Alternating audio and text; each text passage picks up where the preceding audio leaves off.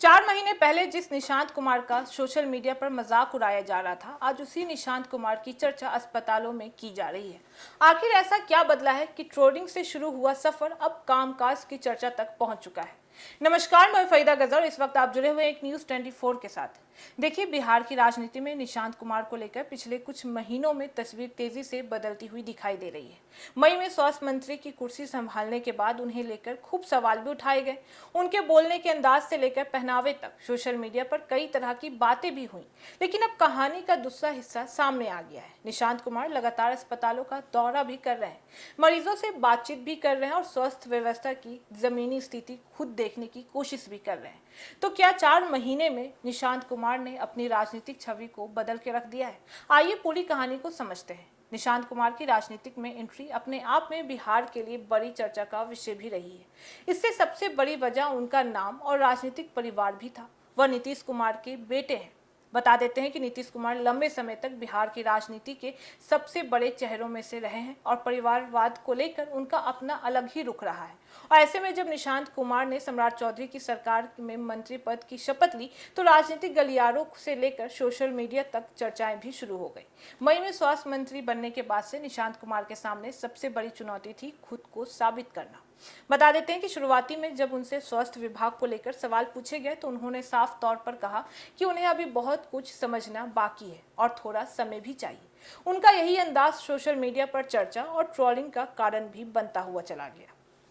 कुछ लोगों ने इससे उनकी अनुभविता से जोड़ा भी है, लेकिन इसके बाद निशांत कुमार ने जिस तरह से काम करना शुरू किया है उससे उनकी तस्वीर धीरे धीरे बदलती हुई भी नजर आई है। सबसे ज्यादा चर्चा उनके अस्पतालों के अचानक दौरे को लेकर हुई है। कभी देर रात सीतामढ़ी सदर अस्पताल पहुंचना तो कभी पीएमसीएच जाकर मरीजों और अस्पताल की व्यवस्था को करीब से देखना।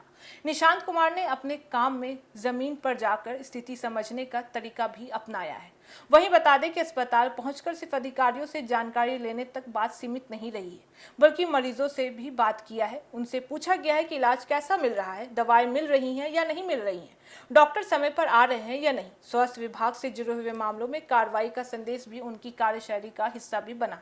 अस्पतालों में व्यवस्था कैसी है, डॉक्टर और कर्मचारी अपनी ड्यूटी पर हैं या नहीं है, मरीजों को सरकारी सुविधाएं मिल रही हैं या नहीं मिल रही हैं। इन सवालों पर मंत्री खुद जानकारी भी लेते हुए दिखाई दिए हैं।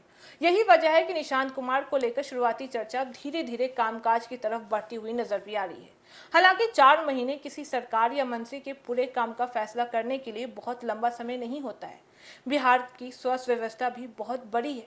सरकारी अस्पतालों में डॉक्टरों की उपलब्धता, दवाओं की व्यवस्था, मरीजों की भीड़ और ग्रामीण इलाकों तक बेहतर इलाज पहुंचाना जैसी कई बड़ी चुनौतियां अभी भी मौजूद ही हैं।